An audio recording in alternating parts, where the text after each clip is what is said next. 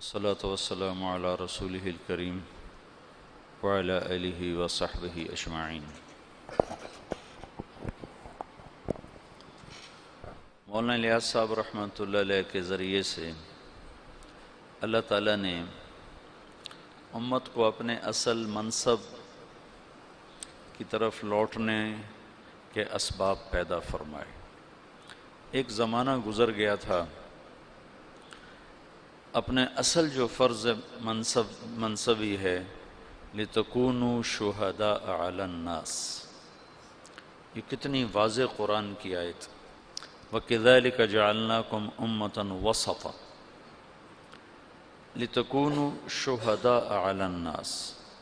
عام طور پہ اس کو شہداء علی الناس آخرت کے ساتھ جوڑ دیتے ہیں کہ قیامت کے دن تم لوگوں کے سامنے اس بات کی گواہی دو گے کہ نبیوں نے تیرا پیغام پہنچایا تھا۔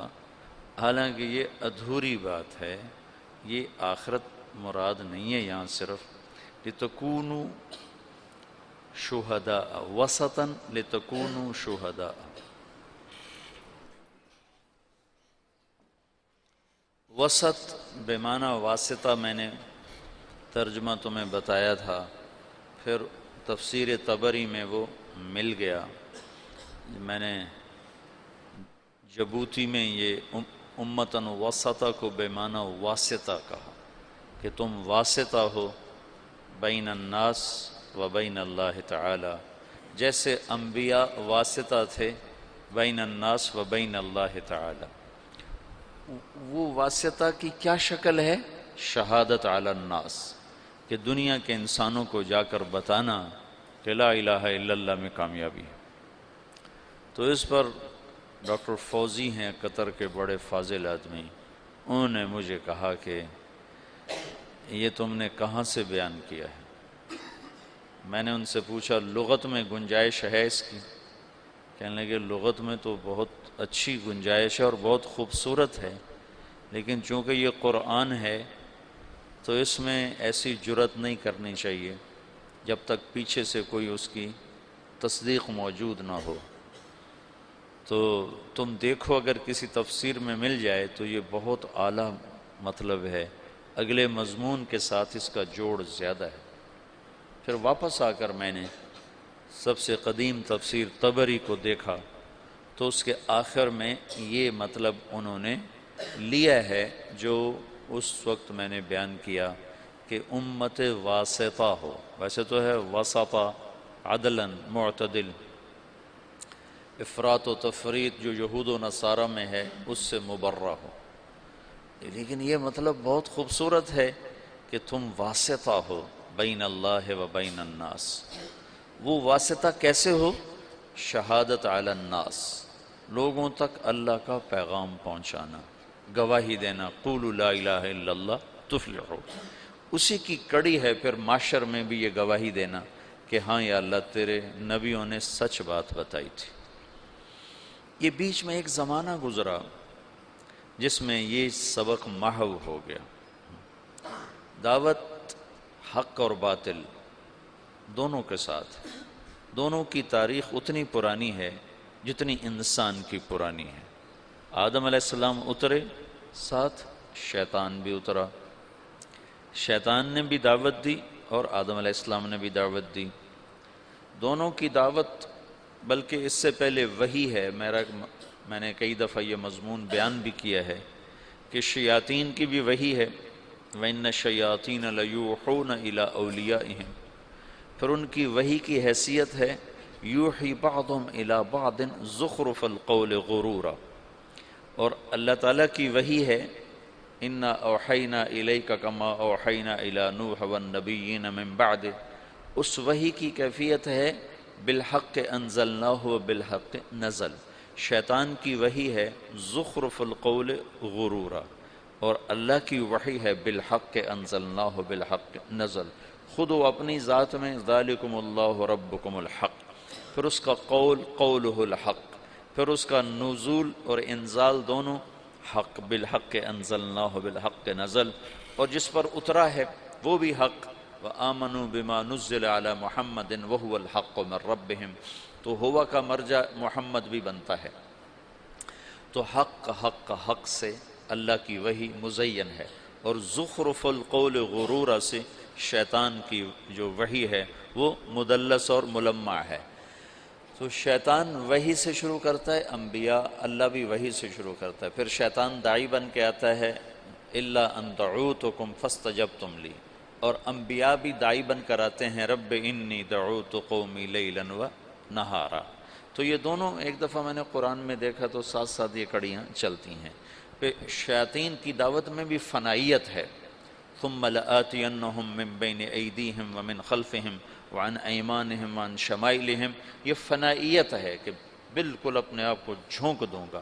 اور انبیاء کی دعوت میں بھی فنا ہو جانا ہے، رب انی دعوت قومی لیلا و نہارا، اور لعلک باخع نفسک الا یکون مؤمنین، اور لعلک باخع نفسک علی آثارہم ان لم یؤمنوا بہذا الحدیث اسفا، اور فلا تذهب نفسک علیہم حسرات۔ یہ آیات بتاتی ہیں کہ انبیاء کیسے فنا ہو کر دعوت میں لگتے ہیں، شیطان بھی فنا ہو کے لگتے ہیں، اپنا سب کیا بما اغویتنی لأزینن لہم فی الارض ولأغوینہم اجمعین، ایسی طاقتور تعبیر اپنی وہ اللہ تعالیٰ بتا رہا ہے، یہ یوں مجھ سے کہہ رہے ہیں۔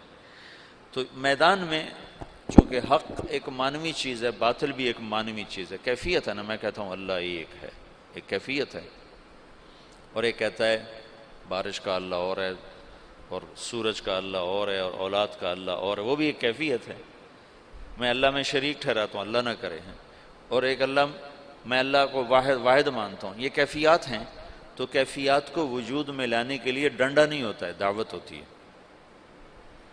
کیفیات کو اندر میں اتارنے کے لیے طاقت نہیں ہے، دعوت ہے، ڈنڈا نہیں ہے، دعوت ہے۔ اکثر انبیاء فقراء ہیں، مساکین ہیں۔ تو یہ دعوت کا سلسلہ آدم علیہ السلام سے عیسیٰ علیہ السلام تک چلا ہے، لِكُلِّ قَوْمٍ هَادٍ وَإِن مِّنْ أُمَّةٍ إِلَّا خَلَا فِيهَا نَذِيرٌ، یہ عیسیٰ علیہ السلام تک یہ ہے۔ ایک عورت آئی عیسیٰ علیہ السلام سے مسئلہ پوچھنے، تو فرمایا بنی اسرائیل سے ہو کا؟ نہیں۔ کہا اماں میں بنی اسرائیل کی گم شدہ بھیڑوں کو تلاش کرنے آیا ہوں، میں تمہارے لیے پیغام نہیں لایا۔ لِكُلِّ قَوْمٍ هَادٍ۔ جالینوس اور عیسیٰ علیہ السلام کا زمانہ ایک ہے۔ یہ جوارش جالینوس یہ یونانی تھا، مصر میں رہتا تھا، موحد تھا۔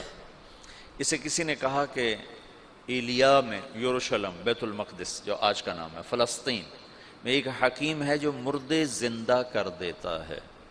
تو جالینوس نے کہا وہ یقیناً نبی ہوگا، مردے زندہ کرنا کسی طبیب کا کام نہیں ہے۔ تو جالینوس کے ذمہ ایمان لانا نہیں تھا عیسیٰ علیہ السلام پر، کہ وہ مصر میں ہے، بنی اسرائیل سے نہیں ہے، یونان سے ہے۔ لیکن جب اللہ نے ہمارے نبی کو بھیجا تو اللہ نے قانون بدل کر کہا تبارک الذی نزل الفرقان علی عبدہ لیکون للعالمین نذیرا وما ارسلناک الا کافۃ للناس بشیرا ونذیرا وما ارسلناک الا رحمۃ للعالمین قل یا ایہا الناس انی رسول اللہ الیکم جمیعا۔ یہ ساری آیات بتاتی ہیں کہ اللہ نے قانون بدلا، سور عالم۔ اس لحاظ سے تو کسی بڑے طاقتور، لولا نزل هذا القرآن على رجل من القريتين عظیم، جو کہا تھا مکے والوں نے، آپ ملک شام میں پیدا ہوتے یا ایران میں پیدا ہوتے، یا تمدن ہے، تہذیب ہے، قوت ہے، کسی بادشاہ کے بیٹے بن کر پیدا ہوتے تاکہ بچپن سے قوت اور طاقت ہوتی۔ یتیمی کی انتہا، ماں 6 برس کی عمر میں گئی، باپ دیکھا ہی کوئی نہیں، 8 سال کی عمر میں دادے کو بھی اٹھا لیا، اور 8 سال کی عمر میں فقر کی وجہ سے بکریاں چرانا پیشہ بن گئے۔ لوگ دیکھتے تھے کہ آپ پہاڑوں سے بکریوں کو لے کے اتر رہے ہوتے تھے، نہ سر پہ کپڑا ہوتا تھا نہ پاؤں میں جوتا ہوتا تھا، ایسا فقر تھا۔ ابو طالب کے فقر کی وجہ سے بکریاں چرا رہے ہیں، اور یہ آنے والے وقت کے سارے عالم کے نبی ہیں۔ تو اللہ تعالیٰ ابراہیم علیہ السلام کی دعا کو اب پورا فرما رہا ہے، ایک امت مسلمہ پیدا کر رہا ہے، ایک ان میں رسول کا وَابْعَثْ فِيهِمْ رَسُولًا، وہ رسول بھی آ رہا ہے اب اور امت بھی آ رہی۔ اس امت کو اللہ تعالیٰ نے ایسی جگہ رکھا جہاں کوئی اور آ کے ان کے مزاج کو خراب نہ کرے، ان کی صفات کو خراب نہ کرے، ان کی زبان کو خراب نہ کرے، ان کی طبع جو فطرت ہے اسے خراب نہ کرے۔ ایک ہے بگاڑ، وہ ایسا تھا جیسے ہیرے کے اوپر مٹی آ جائے۔ 4000 سال کسی تہذیب کو اندر نہیں جانے دیا۔ سعودی عرب دنیا کا واحد ملک ہے جس میں دریا کوئی نہیں، یہ واحد ملک ہے اکیلا، پوری دنیا کے نقشے میں یہ واحد ملک ہے جس میں دریا کوئی نہیں، ورنہ ہر ملک میں دریا ہے۔ جو ملک اتنا، ویسے تو اب ایک اتنے سے جزیرے کو بھی ملک کہتے ہیں، مالدیپ کو بھی ملک کہتے ہیں، جن کا سب سے بڑا جزیرہ ٹوٹل 11 میل کا ہے، 11 کلومیٹر کا ہے، جو ان کا مالے دارالحکومت ہے اس کا نام ہے مالے، تو اس کا ٹوٹل رقبہ 11 کلومیٹر ہے، 11 کلومیٹر اس میں ختم ہو جاتا ہے۔ اور اس کے دائیں بائیں چھوٹے چھوٹے اور جزیرے ہیں، کوئی 2500 کے قریب، کوئی آدھے کلومیٹر کا، کوئی 1 کلومیٹر کا۔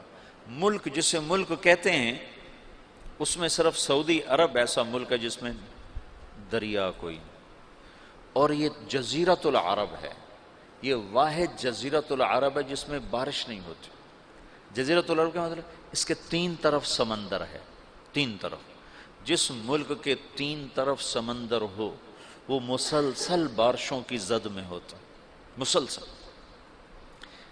تو اب سعودی عرب کا نقشہ اٹھا کر دیکھو تو خلیج عقبہ، بحیرہ احمر اور نیچے بحیرہ عرب، اور 3 طرف کے سمندر کے باوجود سعودی عرب میں سال سال گزر جاتا ہے، بارش کا قطرہ نہیں گرتا۔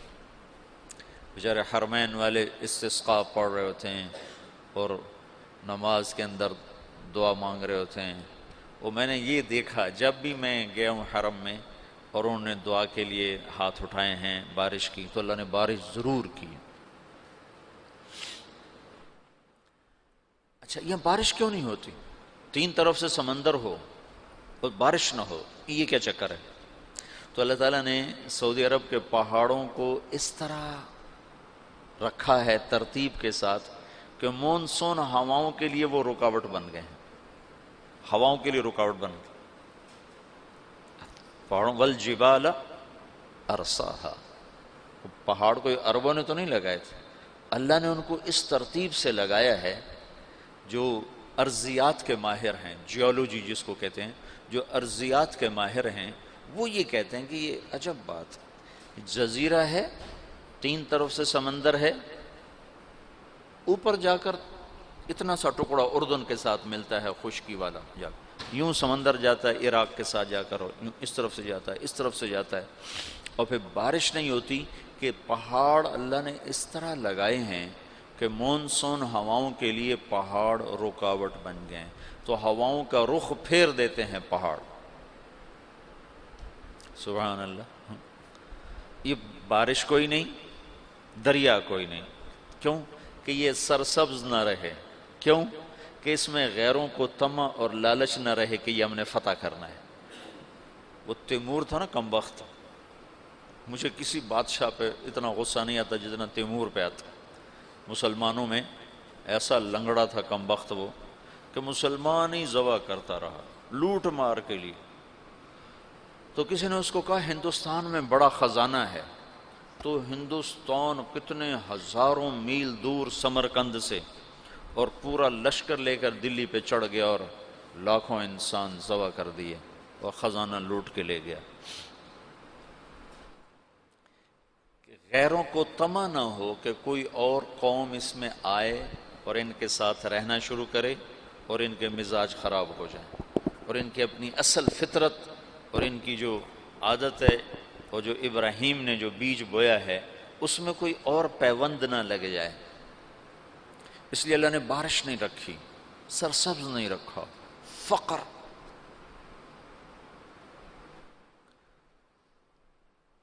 لہذا حدود کے اوپر سلطنتیں قائم کی۔ ایران نے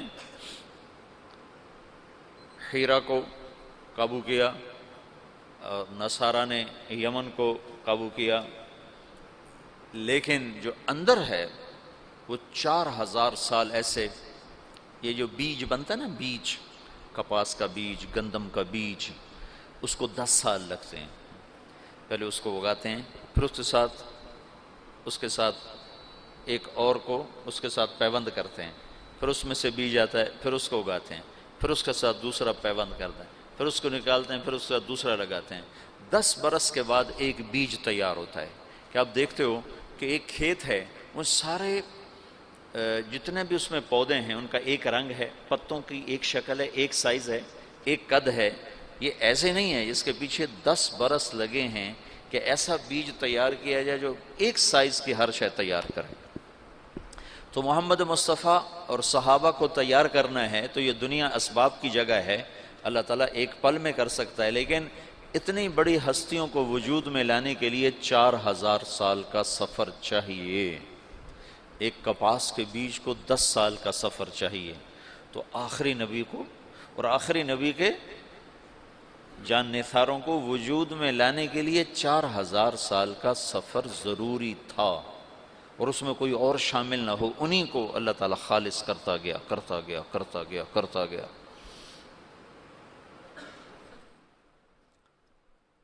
اور پھر جا کر اللہ تعالیٰ نے محمد بن عبداللہ صلی اللہ تعالی علیہ وسلم کو وجود بخشا اور کہا اٹھ، قم فانذر وربک فکبر وثیابک فطہر والرجز فہجر ولا تمنن تستکثر ولربک فاصبر۔ اور دوسرا قم کہا، قم اللیل الا قلیلا نصفہ او انقص منہ قلیلا او زد علیہ ورتل القرآن ترتیلا۔ تو اللہ کا نبی موجود ہے، صحابہ موجود ہیں، اور قرآن اتر رہا ہے، اپنی جگہ پر آیت فٹ ہو رہی ہے۔ عمر رضی اللہ تعالیٰ عنہ نے عبداللہ بن عباس سے پوچھا یہ کیسے اختلاف ہو جائے گا؟ اللہ کے نبی نے خبر تو دی تھی کہ اختلاف ہوگا، من یعش منکم من بعدی وسیری اختلافا کثیرا۔ تو حضرت عمر کہنے لگے اختلاف کیسے ہوگا؟ قرآن تو ایک ہے، رسول بھی ایک ہے۔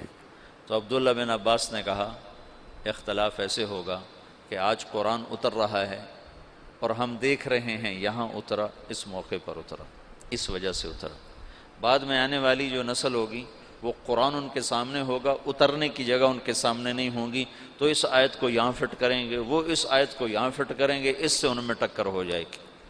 تو عمر رضی اللہ تعالیٰ عنہ نے ایک آہ بھرے گا، آئے ہائے ہاں یہ ہو جائے گا۔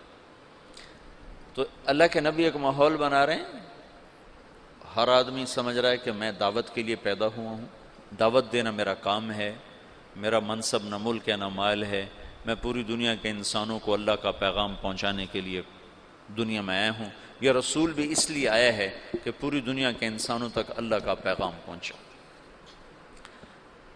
دعوت میں تقریر نہیں ہے لمبی، آپ اسلم تسلم دیکھتے نہیں ہو؟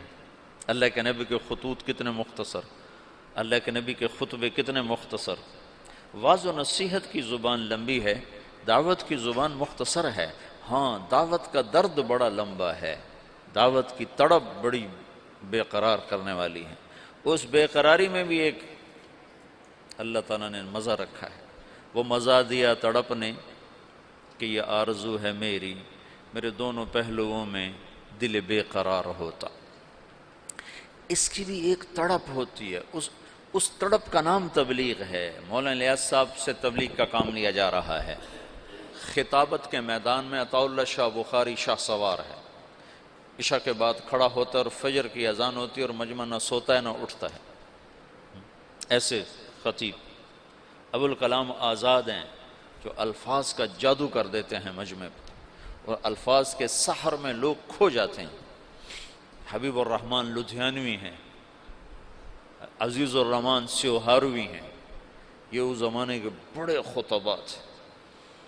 اور کس سے تبلیغ کا کام لیا جا رہا ہے؟ محمد الیاس بن محمد اسماعیل، جن کی زبان میں اتنی لکنت ہے کہ مولانا عبید اللہ صاحب رحمۃ اللہ علیہ نے مجھ سے کہا، عبید اللہ صاحب تھے نظام الدین، کہ بیان میں ایک لفظ کو 18 دفعہ کہنے کی کوشش کی، 18 دفعہ نہیں کہہ سکے، چھوڑ دو، اتنی لکنت اور بے ترتیب بات میں ترتیب کوئی نہیں۔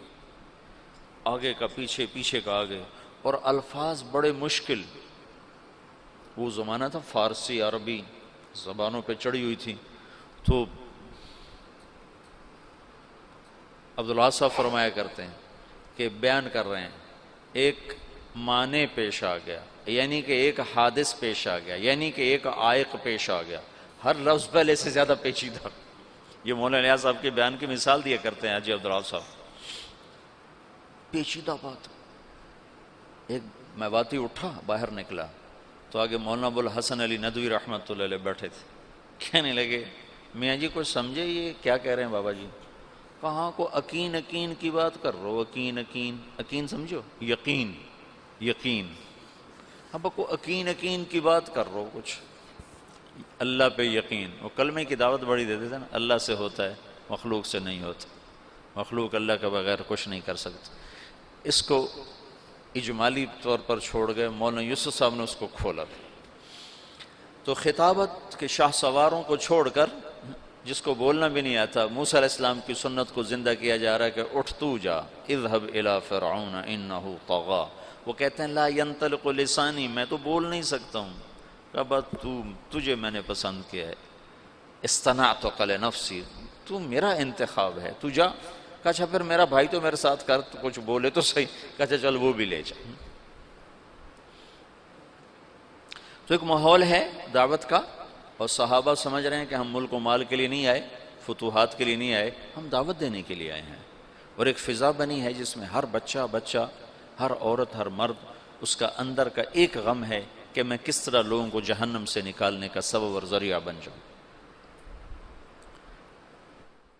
لہٰذا وہاں یہ سمجھنا نہیں پڑتا تھا کہ بھئی یہ کیا کام کر رہے ہیں، آتے ہی پتہ چل، جیسے یہاں کوئی آدمی آتا ہے کہتا ہاں بھئی یہاں پڑھائی ہو رہی، یہاں تعلیم ہو رہی۔ تو اللہ کے نبی نے دعوت کا ایک ماحول قائم کیا۔ ایسے علمی حلقے اللہ کے نبی کے زمانے میں نہیں لگے۔ پوچھنے، یسألونک عن المحیط، یسألونک عن الیتامى، یسألونک عن المواقع، عن الاہلہ، یسألونک عن الانفال۔ پوچھنے پر محفل لگ جاتی تھی، لیکن آؤ بھئی میں تمہیں مسائل سکھاؤں، ایسا کچھ نہیں ہوتا تھا۔ ترغیب کے لیے مجالس قائم کی ہیں، مسائل سکھانے کے لیے پوچھنے پر، بن پوچھے نہیں ہے۔ تو علم کے لیے الگ خاص سے کوئی جماعت نہیں بٹھائی ہے، اپنے اپنے استعداد کے مطابق ہر آدمی لیتا چلا گیا ہے۔ جب آپ دنیا سے گئے ہیں تو آپ کیا کر گئے ہیں؟ ان اللہ بعثنی کافۃ للناس رحمۃ فأدوا عنی، اور اب حجۃ الوداع میں کہہ کر گئے ہیں فلیبلغ الشاہد الغائب، میرا پیغام غائبین تک پہنچانا میری امت کے ذمے ہے۔ اور دعا کر کے گئے ہیں نضر اللہ امرأ سمع مقالت فوعاها ثم اداها كما سمعها فرب مبلغ اوعى من سامع۔ اس کے بعد جب آپ 11 ہجری کو دنیا سے تشریف لے گئے ہیں اور صدیقی دور آیا ہے، تو تمام صحابہ ہیں اور آپ نے مجمل چھوڑا، متعین نہیں کیا۔ اور اس میں وہ کون سی کتاب ہے،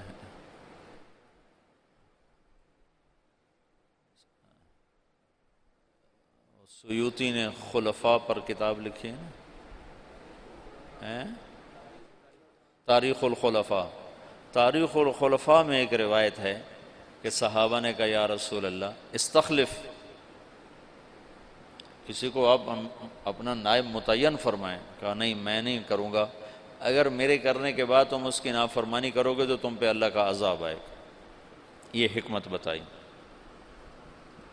دوسرا، اللہ کی تقدیر پہ راضی ہونا، کہ اختلاف ہونا تھا تو اللہ کی تقدیر پہ راضی ہو کے چپ کر کے چلے گا۔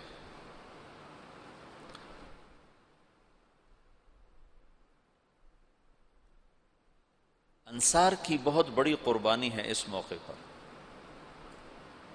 جب آپ کا انتقال ہوا ہے تو آپ کی طبیعت پہلے ٹھیک ہو چکی تھی، ابوبکر چلے گئے اوالی، اور پیچھے صرف ازواج مطہرات ہیں۔ آپ کے انتقال پر وہ وہاں سے آئے ہیں اور افراتفری مچی ہے، رونا دھونا مچا ہے۔ مدینے میں انصار میں منافقین کی تعداد آپ کی وفات تک موجود رہی ہے، یہ تو معلوم ہے نا۔ اور وہ اللہ کے نبی کو پتہ تھا یا حضرت حذیفہ کو پتہ تھا، اور کسی کو نہیں پتہ تھا۔ اور ہوئی بات اثر کرتی ہے۔ مجھے تحقیق نہیں ہے، لیکن میرا وجدان ہے جو کچھ میں نے پڑھا بار بار، کہ وہ جو سقیفہ تو بنی ساعدہ کا قصہ ہوا، اس کے موجد منافق ہوں گے، تو کسی کو پتہ ہی نہیں ہے کہ یہ منافق ہے، یہ منافق ہے، تو ہر ایک کو مسلمان سمجھ رہے ہیں، تو انہوں نے یہ شوشہ چھوڑا ہوگا۔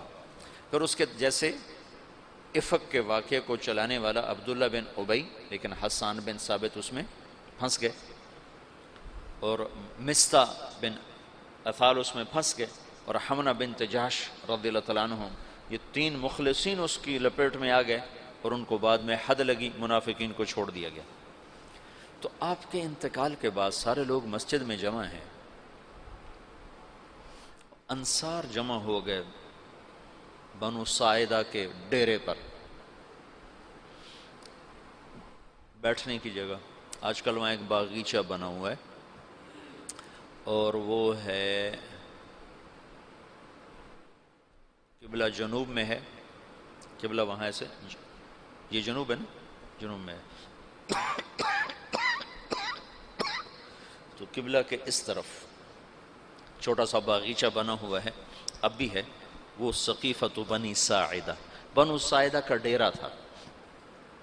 وہاں جو لوگ جمع ہوئے، آج تک یہ مجمل ہے، کیسے جمع ہوئے، کس نے دعوت چلائی، کس نے جمع کیا۔ جتنی تاریخ میں نے مطلب دین کو تھوڑا پڑھا ہے، تاریخ کو زیادہ پڑھا ہے، تو کسی کتاب میں یہ نہیں ملا کہ کون جمع کرنے کا سبب بنا، لیکن تسلسل سے پڑھنے سے میرا ایک تاثر بنا ہے کہ یہ تحریک منافقین نے چلائی ہوگی، پھوٹ ڈالنے کے اور توڑ پیدا کرنے کے لیے۔ تو انہیں سعد بن عبادہ رضی اللہ تعالیٰ عنہ کو تیار کر لیا کہ یہ امیر ہوگا، اب یہ امیر ہوگا۔ تو یہ آپس میں وہ باتیں کر رہے ہیں، محرک اس کے یقیناً آخرت میں تو بھید کھل جائے گا، انشاءاللہ مجھے یقین ہے آخرت میں وہ مجرم سامنے آئیں گے کہ منافق ہی تھے جنہوں نے یہ ساری اسکیم چلائی، اور صحابہ کو اس میں استعمال کر لیا کہ وہ بشر تھے، خطا سے پاک نہیں تھے، معصوم عن الخطا نہیں تھے۔ تو ابوبکر کے پاس ایک آدمی نے، تو ادھر بیٹھا اور وہاں امت کے توڑنے کا نظام بن چکا ہے۔ تو ابوبکر رضی اللہ عنہ اور عمر رضی اللہ تعالیٰ عنہ، ابو عبیدہ رضی اللہ تعالیٰ عنہ، یہ 3 حضرات نے دوڑ لگائی، ایسی افراتفری میں گئے۔ اس وقت غسل شروع تھا، حضرت علی ادھر مشغول تھے، اور وہاں وہ اس کے لیے جا ہی نہیں رہے کہ مجھے خلیفہ بنایا جائے، وہ تو اس فتنے کو دبانا چاہتے ہیں۔ وہاں پہنچے تو سعد بن عبادہ نے چادر اڑی ہوئی ہے، وہ بیمار سے تھے، اور وہاں بات چل رہی کہ اب امارت ہماری چلے گی، ہم اللہ کے نبی کے انصار ہیں، ہم نے آپ کو ٹھکانہ دیا، ہم نے آپ کو مشکل وقت میں ساتھ دیا، ہم وہ تھے جو مشقت میں آگے اور راحت میں پیچھے، لہذا امیر ہمارا ہوگا۔ تو عمر رضی اللہ تعالیٰ عنہ پہلے بولنے لگے، انہوں نے کہا میں نے ایک سوچا کہ میں بات کرتا ہوں، تو ابوبکر صدیق نے مجھے روک دے کر بیٹھ جاؤ، اور ابوبکر رضی اللہ تعالیٰ عنہ کھڑے ہوئے نا۔ اس سے پہلے حباب بن، جب ابوبکر رضی اللہ تعالیٰ عنہ کھڑے ہوئے، ان کا دیکھو تم نے سنا تھا نا کہ اللہ کے نبی نے کہا تھا الائمۃ من قریش، خلافت قریش کے پاس رہے گی، عرب جس کے سامنے سر جھکاتا ہے وہ صرف قبیلہ قریش ہے اور کوئی نہیں ہے۔ تو حباب بن منذر رضی اللہ تعالیٰ عنہ وہ شخص ہیں جنہوں نے بدر میں رائے دی تھی کہ خیمے ادھر سے اکھاڑ کے ادھر لگائیں، تو جبریل نے آ کر کہا تھا کہ اللہ تعالیٰ فرما رہے ہیں کہ حباب کی رائے پہ عمل کیا جائے۔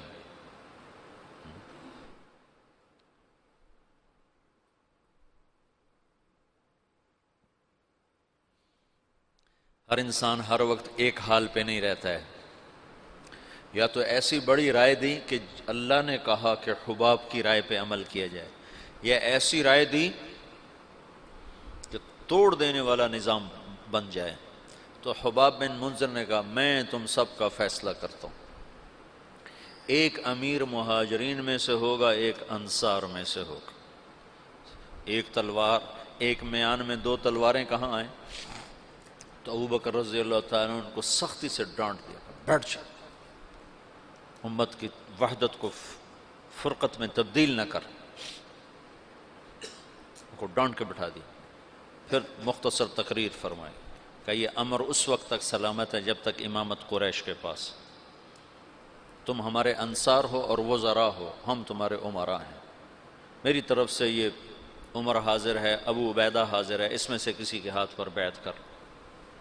تو عمر رضی اللہ عنہ نے ایک دم کھڑے ہو کر کہا جس کو اللہ کے رسول نے مصلی پہ کھڑا کیا وہی ہمارا خلیفہ ہے۔ نمازیں پڑھائی نا 17، تو حضرت عمر نے بیعت کی تیزی کے ساتھ، ابو عبیدہ نے اس کے پیچھے۔ پھر اللہ تعالیٰ کی غیبی مدد آئی، انصار کی یہ قربانی۔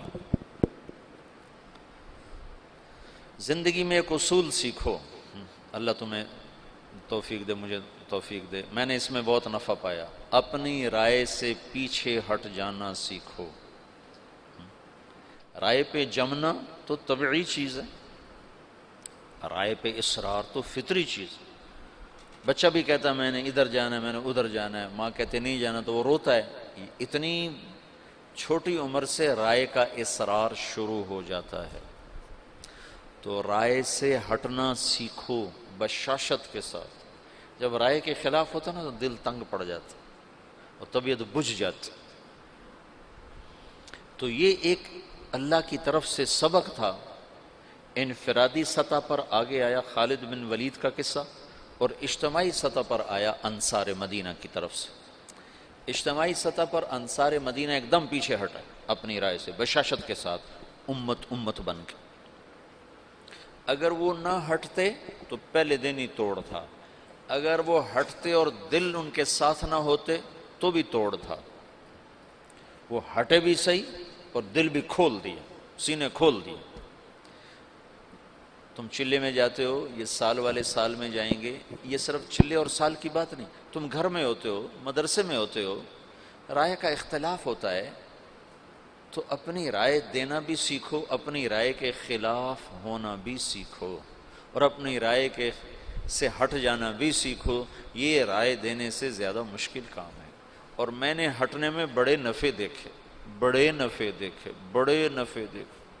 مجھے تو 22 سال ہو گئے ہٹتے ہوئے اور پیچھے ہوتے ہوئے، لیکن میں نے کبھی نقصان نہیں دیکھا۔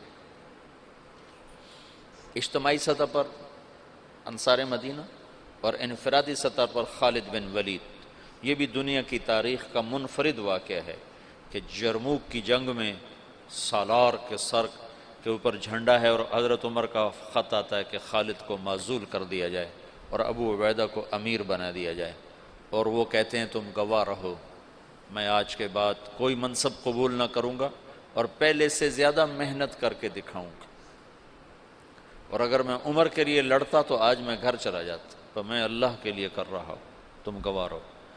خالد بن ولید پہلے انتقال کر گئے، عمر رضی اللہ عنہ بعد میں فوت۔ خالد بن ولید نے 60 سال بھی پورے نہیں کیے، 58-59 سال کی عمر میں انتقال فرما گئے تھے۔ تو عمر رضی اللہ تعالیٰ عنہ بعد میں نے ایک کتاب میں پڑھا، مجھے اب نہ کتاب یاد ہے نہ زمانہ یاد ہے، لیکن مضمون یاد ہے کہ عمر رضی اللہ عنہ نے فرمایا میں نے خالد کو سمجھنے میں خطا کھائی، میں نے خالد کو سمجھنے میں خطا کھائی، لیکن یہ ضروری تھا، اس واقعے کا ہونا بہت ضروری تھا کہ آئندہ اندھیرے آنے والے ہیں، ان میں کچھ شمع روشن ہونی چاہیے، ان میں کچھ دیے جلنے چاہیے، ان میں کچھ چاند چمکنے چاہیے، تاکہ نہ ماننے والوں پر حجت قائم ہو اور بھٹکے ہوں کو راستہ مل جائے کہ یوں بھی رائے سے ہٹا جاتا ہے، یوں بھی قربانی دی جاتی ہے۔ میں نے کہا ادھر تو یہ جماعت کے امیر نہیں ہوتا، امیر یہ جماعت کا، جس نے صرف اتنا ہی کرنا ہوتا ہے، بیان کون کرے، تشکیل کون کرے، تعلیم کون کرے، گاڑی پہ چلیں کہ بس پہ چلیں، اتنا ہی ہوتا ہے۔ اس کو ہٹا دو تو وہ تگنی کا ناچ نچا دیتا ہے پوری جماعت کا کہ مجھے ہٹانے والے ہیں کون۔ یہ 2 عجب واقع ہوئے ہیں، عجب۔ تو انصار مدینہ ہٹ گئے، سعد بن عبادہ کی بات بیچ میں رہ گئی اور ابوبکر رضی اللہ عنہ کے ہاتھ پر بیعت ہو گئی، اور وہ جو ایک وحدت تھی وہ اللہ نے دوبارہ قائم فرما دی، اور ابو بکر رضی اللہ تعالیٰ عنہ خلیفۃ الرسول کا لقب پا کر مسند رسول پر بیٹھے، یا خلیفۃ رسول اللہ، امیر المومنین نہیں کہا جاتا تھا، یا خلیفۃ رسول اللہ۔ جب آئے عمر رضی اللہ عنہ تو ان کو کہا جاتا یا خلیفۃ رسول اللہ۔ وہ کہتے یار یہ بڑا بھاری لفظ ہے، کوئی مختصر لفظ تلاش کرو۔ تو کسی کو سمجھ میں نہیں آ رہا تھا کہ مختصر لفظ کیا ہونا چاہیے، تو یا خلیفۃ رسول اللہ کی بات چلتی تھی۔ تو ایک دفعہ ایک بدوؤں کا وفد آیا، عمر بن عاص رضی اللہ تعالیٰ عنہ بیٹھے تھے برآمدے میں مسجد کے، تو وہ آ کر کہنے لگے این امیر المومنین، انہیں اپنی بدوانہ فصاحت میں کہا این امیر المؤمنین، تو عمر بن عاص رضی اللہ عنہ نے چھلانگ لگائی، وہ سیدھے گئے حضرت عمر کے دروازہ پھلانگ کر کہنے لگے السلام علیکہ یا امیر المؤمنین۔ تو حضرت عمر نے درہ اٹھا کہا تو یہ کہہ نہیں سکتا، کسی اور نے کہا ہے یہ تیری فصاحت نہیں ہے، یہ کوئی اور ہے، بتا تجھے کس نے سکھایا انہوں نے کہا وہ باہر بدوؤں کا وفد آیا ہے، انہوں نے کہا این امیر المؤمنین، کہ بس آج کے بعد یہی میرے لیے مناسب ہوگا۔ تو پھر امیر المؤمنین چلا 1924 تک، جب خلافت عثمانیہ ختم ہوئی 1924 میں، تو تب جا کر یہ لقب ختم۔ خلافت عثمانیہ ہے ترکوں کی، جو انہوں نے مصر سے سلطان سلیم تھا محمد فاتح کا بیٹا، پہلے ترک بادشاہوں کا رخ تھا یورپ کی طرف، سلطان سلیم نے رخ کیا مشرقی علاقوں کی طرف، مصر فتح کیا۔ مصر میں بڑی خوبصورت حکومت تھی، مملوک ممالک بحریہ، ترکی تھے لیکن وہ بنو عباس کو برکت کے طور پر خلیفہ بناتے تھے، طاقت ساری ان کے پاس، اور ان کا تبرک کا نام تھا خلیفہ، امیر المومنین اس کو کہا جاتا تھا۔ تو پھر سلطان سلیم نے وہ کٹھ پتلی سلطنت خلافت کی ختم کی، اور خلافت کا وہ ایک آوا وہ اور سب کچھ لے کر استنبول آیا، اور یہاں پھر امیر المومنین ترکوں میں منتقل ہو گئے۔ پھر مصطفیٰ اتا ترک نے جب پہلی جنگ عظیم کے بعد اسے ختم کیا، آخری جو خلیفہ تھا وہ سلطان عبدالحمید تھا، عبدالحمید، اور عبدالحمید کے باپ عبد المجید نے یہ مسجد نبوی بنائی اور حرم بنایا، جو پرانا اب تو پرانا ہو گیا، لیکن اس وقت کے لحاظ سے یہ بہت بڑا حرم تھا مسجد نبوی کا اور مکے کا۔ تو خلافت صدیقی کا جو پہلا سال ہے وہ فتنوں کی نظر ہو گیا کہ لوگ مرتد ہو گئے، عرب مرتد ہو گئے، پھر ان کو واپس لانے میں ایک وقت لگا۔ پھر ایک سال کے بعد ابوبکر رضی اللہ تعالیٰ عنہ نے کہا بھی اللہ کے نبی نے ہمیں ذمہ کیا تھا کہ میرا پیغام آگے پہنچاؤ، تو اب تم لوگ نکلو۔ تو انس تو اس میں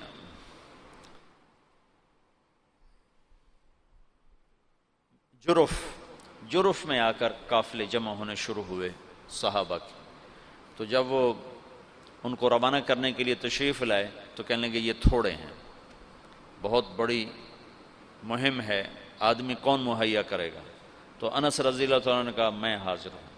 تو انہیں سارے عرب کا چکر لگایا، تو پھر کوئی 1,00,000 کے قریب عرب کٹھے ہوئے، صحابہ بھی تابعین بھی، اور ان کو 6 حصوں میں تقسیم کیا۔ 4 لشکر بھیجے شام، 2 بھیجے عراق، خالد بن ولید اور مثنى بن حارثہ کو بھیجا عراق، اور یزید بن ابی سفیان ان کو دمشق کی طرف، ابو عبیدہ بن جراح کو حمص کی طرف، عمرو بن عاص کو فلسطین کی طرف، اور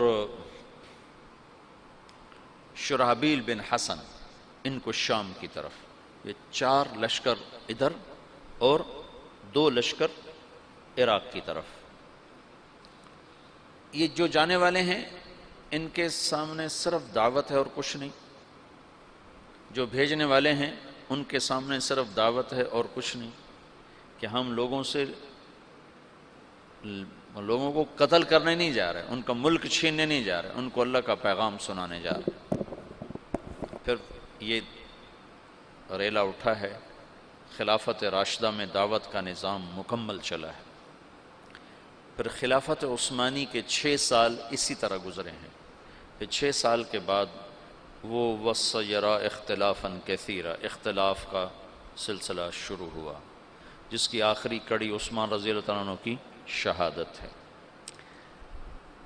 مسجد قباء میں کھڑے ہو، قبلے کی طرف منہ کرو، تو سیدھے ہاتھ ایک میدان اب بن گیا ہے، کھجوریں لگیں.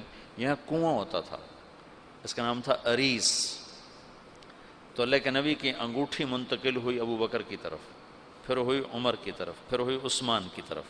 عثمان رضی اللہ تعالیٰ عنہ بیر اریس پر کھڑے ہیں، وضو کرنے لگے تو خادم کو انگوٹھی پکڑائی، اس نے یوں ہاتھ کیا، انہوں نے ایسے رکھی تو اس کے ہاتھ سے پھسلی اور کنویں میں چلی گئی. تو عثمان رضی اللہ تعالیٰ عنہ نے کنویں کا سارا پانی نکلوا دیا اور نیچے سے مٹی کھدوا دی اور انگوٹھی نہیں ملی. اٹھا لی اللہ تعالیٰ، خاتم نبوت. میں نے وہ کنواں فوٹو میں دیکھا ہے، ویسے نہیں دیکھا. چھوٹا سا کنواں، اور اس میں پانی بھی اتنا زیادہ نہیں ہوتا تھا، عرب کے کنویں میں تھوڑا سا پانی ہوتا تھا. سارا ڈھونڈ مارا، انگوٹھی نہیں ملی. اس انگوٹھی کے گم ہوتے ہی اختلاف اور افتراق، اور عبداللہ بن سبا جو یہودی تھا اور مسلمان بن کے داخل ہوا، جو شیعہ مذہب کی بنیاد بننے جس نے ڈالی، وہ اختلاف چلتے چلتے چلتے چلتے آخر حضرت عثمان رضی اللہ عنہ کی شہادت پر ختم ہوا. اللہ کے نبی نے حضرت عثمان سے فرمایا تھا، میرے بعد تجھ سے خلافت کی کرتے کو اتارنے کے لیے کہا جائے گا، تم نے کرتا نہیں اتارنا، شہادت کو قبول کرنا ہے، ورنہ تیرا میرا آخرت میں جوڑ نہیں ہو سکے گا، مجھ سے مل نہ پاؤ گے. تو ان لوگوں نے مطالبہ کیا، فسادیوں نے، کہ تم حکومت چھوڑ دو، ہم تمہیں کچھ نہیں کہتے. کہا یہ تو میں نہیں چھوڑوں گا، میں صابر محتسب قتل ہو جاؤں گا، یہ کام نہیں کروں گا. شہید ہو گئے. تو علی رضی اللہ تعالیٰ عنہ کو خلیفہ بنے، انتہائی تشویشناک حالات. حضرت حسن آئے، کہنے کہ ابا خلافت قبول نہ کر ورنہ تیرے اوپر قتل عثمان لگ جائے گا. حسن رضی اللہ عنہ اتنے صاحب فراست تھے کہ انتہا کی بات. کہا ابا خلافت قبول نہ کر، تیرے اوپر قتل عثمان کا داغ لگ جائے گا. کہا میرے اوپر کیسے لگ سکتا، میں تو بری الذمہ ہوں. اچھا پھر دیکھ لینا. اور اس وقت وہ انکار بھی نہیں کر سکتے تھے، اتنا پھنسے ہوئے تھے. بیعت فرمائی، بیعت کا ہونا تھا کہ یہ بات چل پڑی کہ یہ علی نے عثمان کو قتل کروایا ہے خلافت پر قبضہ کرنے کی. کہ ابا میں تمہیں کیا کہتا تھا. پھر جب خلیفہ بنے تو پھر آئے، کہنے لگے دیکھو کسی گورنر کو معزول نہ کرو، کسی کو بھی، عثمان کے بنائے ہوئے گورنر کسی کو معزول نہ کرو، اور خاص طور پر معاویہ بن ابی سفیان کو ہرگز معزول نہ کرنا، ورنہ وہ تیرے خلاف کھڑے ہو جائیں گے تلوار لے کر. جب تک تیری حکومت مضبوط نہ ہو جائے یہ کام نہ کرنا. لیکن حضرت علی رضی اللہ تعالیٰ عنہ بڑی بے بسی کی زندگی گزاری، بڑے ہائے ہائے.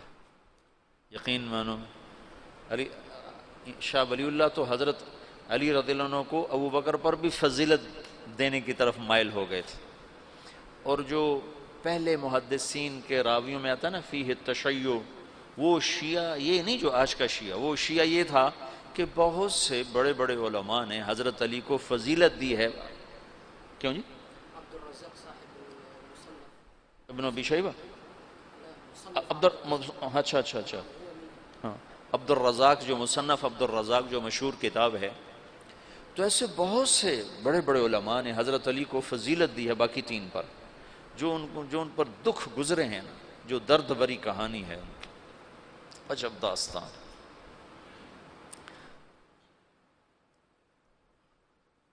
تو انہیں معزول کر دیا حضرت معاویہ رضی اللہ عنہ کو، معزول کرنا تھا وہ کھڑے ہو گئے. حالات ایسے بن گئے تھے، شام والوں نے زید بن ثابت رضی اللہ تعالیٰ عنہ نے حضرت عثمان کا کرتا اور حضرت نائلہ کی کٹی ہوئی انگلیاں، جب وہ قتل کیا گیا تو نائلہ سامنے آئیں بیوی، تو ان کی انگلیاں کٹ گئیں، اور وہ کرتا جس میں وہ شہید کیے گئے وہ حضرت زید بن